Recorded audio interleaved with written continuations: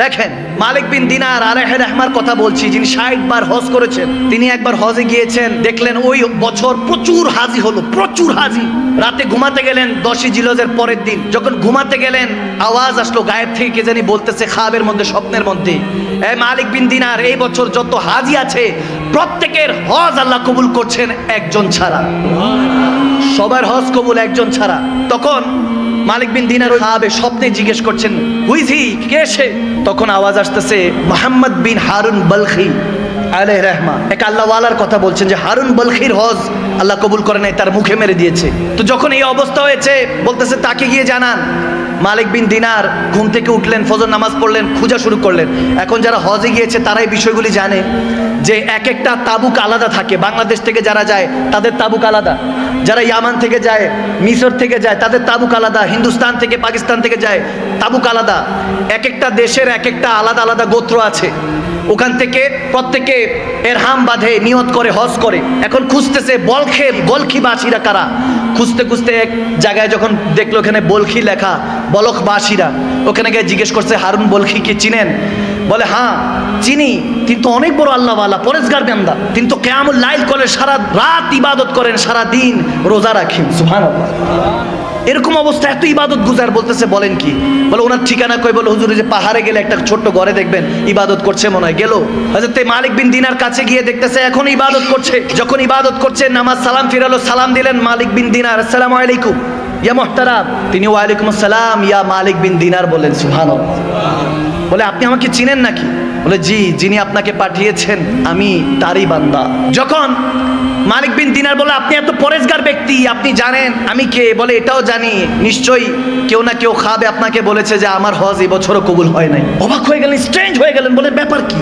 আপনি খবরও জানেন? বলে হ্যাঁ। দেখতেছে ওনার একটা হাত কাটা, হারুন বলখি তেনার ডান হাত কাটা। বলতেছে ঘটনা কি আমাকে বলেন। হারুন বলখি বলতেছে হুজুর বলতে পারবো না, বললে আপনি আমাকে হয়তোবা মারবেন, আমার গায়ে হাত তুলবেন। বলে না, যে এত বড় পরেজগার, যাকে সবাই ভালো বলছে, যিনি আমার খবরও জানে, তার হজ আল্লাহ কবুল করে নাই, ঘটনা কি জানতে চাই।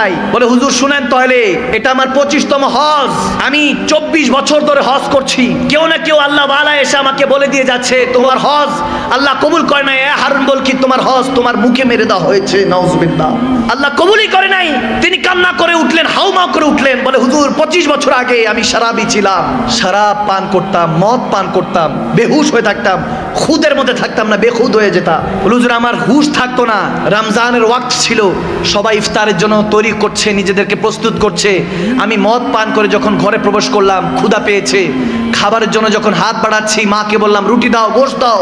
মা বলল শরম করো, হায়া করো, লজ্জা করো, সবাই রোজাদার, তুমি কেমনি ভাবে বেরোজদার মদ পান করে এসে তামাশা করছো, হায়া করো, লজ্জা করো। যখন বলছে, দেখেন অনেকে, আমি এই জায়গায় একটা কথা বলি, কোনো মা বাবা যদি তার সন্তানের সাথে কথা বলতে কার্পণ্য বোধ করে, চিন্তা করে যে আমার সন্তান এই কথাটা বললে হয়তো রাগ করতে পারে, আমি মনে করি সেই রকম সন্তানের মতো বদনসিব সন্তান আর জমিনে নেই। আওয়াজ দেয় না? ঠিক না?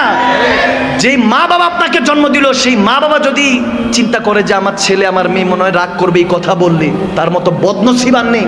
মা বাবা আপনাকে হায়া করছে, আপনাকে ভয় করছে, নাউজুবিল্লাহ, তার মানে আপনার জান্নাত এখন আর সেই আল্লাহর কাছে চৌখাটে, আপনার ঘরে আর জান্নাতটা নাই। ঠিক না ভাইয়ের আমার, বাবার আমার?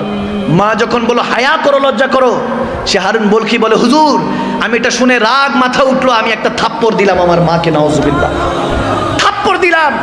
আমার মাটা তরপাইতে তরপাইতে উনুন, ওইখানে আগুন ছিল, চুলার মধ্যে পড়ে গেল।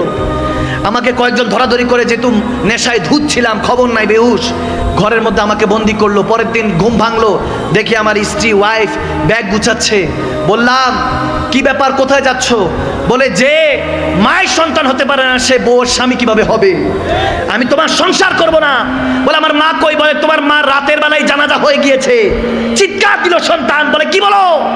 আমার মা জানাজা হয়েছে, আমাকে জানো নাই? বলে তুমি তো নেশায় ধুচ্ছিলা, তোমার মা তোমার থাপ্পড় পেয়ে, নাউজুবিল্লাহ, ওই উনুনের মধ্যে, আগুনের মধ্যে পড়ে ওখানে ইন্তেকাল হয়েছে। যেতে যেতে বলেছে আমার সন্তান যাতে আমার মুখ না দেখে। বদকিসমত ওই সন্তান। হারুন বলখি বলতেছে হুজুর এই কথা শোনার সাথে আমি একটা দা উঠালাম, ছুরি উঠালাম, হাতটার মধ্যে ডান হাতে কোপ দিয়ে হাতটাই ফেলে দিলাম। যেই হাত আমার মায়ের গায়ে উঠে, বাবার গায়ে উঠে, ওই হাতের দরকার নেই। এরপর সমস্ত সয় সম্পত্তি আমি দান খয়রাত করে দিলাম গরিব মাসাকিনদের মধ্যে। আজকে 25 বছর ধরে হজ করছি হুজুর। কেউ না কেউ আল্লাহওয়ালা এসে বলে যে আমার হজ কবুল হয় না, আল্লাহ মুখে মেরে দিয়েছে হজ। তখন মালিক বিন দিনার রেগে গেলেন, বলে আরে মার উপরে যে অত্যাচার করে সে কিভাবে মানুষ হতে পারে। মালিক বিন দিনার তার গায়ে একটা থাপ্পড় মারলেন, তার গালের মধ্যে থাপ্পড় মারলেন। তখন হারুন বলকি বলে হুজুর এটারই লায়েক আমি অনেক বড় গুনাহগার, মার সাথে জুলুম করেছি, বাবার সাথে জুলুম করেছি, থাকতে বুঝি নাই, এখন চলে গিয়েছে, এখন হাউ মাউ করে কাঁদিয়েছি। মাগো একটাবার বলতে চাই তোমার রান্না খুব ভালো লাগতো, বাবা গো একবার বলতে চাই তুমি আমার জন্য যে পরিশ্রম করো কখনো বুঝতে দাও না তোমার মনের কষ্টগুলি। সেই মা বাবাকে হারিয়ে এখন বুঝি হুজুর, এখন আর তো কোনো কিছু করার নাই, দাঁত থাকতে দাঁতের মর্ম বুঝি নাই। আর যখন মালিক বিন দিনার এই কথা শুনে তার মুখের উপর থুতু নিক্ষেপ করে চলে গেল। রাতের বেলা যখন ঘুমালেন মালিক বিন দিনার এখানে দুনিয়ার চোখ বন্ধ করলেন, ওখানে কিসমতের চোখটা আল্লাহ খুলে দিলেন। দয়াল নবীকে দেখতে পেলেন। দয়াল নবী এসে আমার মালিক বিন দিনারকে বলতেছে, হ্যাঁ মালিক কি জন্য তুমি হারুন বলখিকে মেরেছো? বলি ইয়া রাসূলুল্লাহ মায়ের নাফরমান ছিল, মাকে হত্যা করেছে। বলে আমার নবী তখন মুচকি হেসে দিয়ে বলে সেই মায়ের উসিলাই সে জান্নাতি হবে, তাকে জানিয়ে দাও। তখন মালিক বিন দিনার বলে এটা কিভাবে সম্ভব ইয়া রাসূলুল্লাহ? বলে হাসরের ময়দানে যখন সে হারুন বলকিকে টেনে হেসে ওই ফেরেশতারা নিয়ে যাবে, মাকে উঠাবে, আল্লাহ বলবে এই মা তুমি বলো তোমার কি হিসাব নিকাশ। আল্লাহর কাছে সেদিন ওই মা চিৎকার দিয়ে বলবে আল্লাহ ওগো পারওয়ারদিগারে আলম ইয়া রাব্বাল আলামিন, আমার সন্তান আমাকে হত্যা করেছে, আগুনে নিক্ষেপ করেছে, হত্যা করেছে। তাকে কত কষ্ট করে 9 মাস 10 দিন 10 মাস 10 দিন পেটে রেখেছি, আমাকে সে কষ্ট দিয়ে হত্যা করেছে, আমি বিচার চাই। আল্লাহ বলবে এই বদবখতকে উঠা, ফি নারে জাহান্নামা খালিদিনা, চিরস্থায়ী জাহান্নামে নিক্ষেপ কর। ফেরেশতারা টেনে হেঁচড়ে যখন নিয়ে যাবে তখন সে বারবার চোখের পানি ছেড়ে বারবার তাকাবে মার দিকে, একবার মার দিকে তাকাবে, একবার রাসূলুল্লাহর দিকে তাকাবে। তখন মালিক বিন দিনারকে আমার নবী বলতেছেন যে ওই সময় সে তার মাকে চিৎকার দিয়ে একবার তাকাবে, দুইবার তাকাবে, তৃতীয়বার চিৎকার দিয়ে বলবে মা গো ক্ষমা করে দাও আমাকে, আমাকে ফেরেশতারা জাহান্নামে নিক্ষেপ করছে। মা তুমি কোথায়? আজকে আমাকে জাহান্নামে নিক্ষেপ করছে। তখন মা চিৎকার দিয়ে আল্লাহর দরবারে হাত তুলে বলবেন ওগো আল্লাহ আমি ক্ষমা করে দিয়েছি, তুমিও ক্ষমা করে দাও। ওগো নবী আপনি শাফাআত করুন।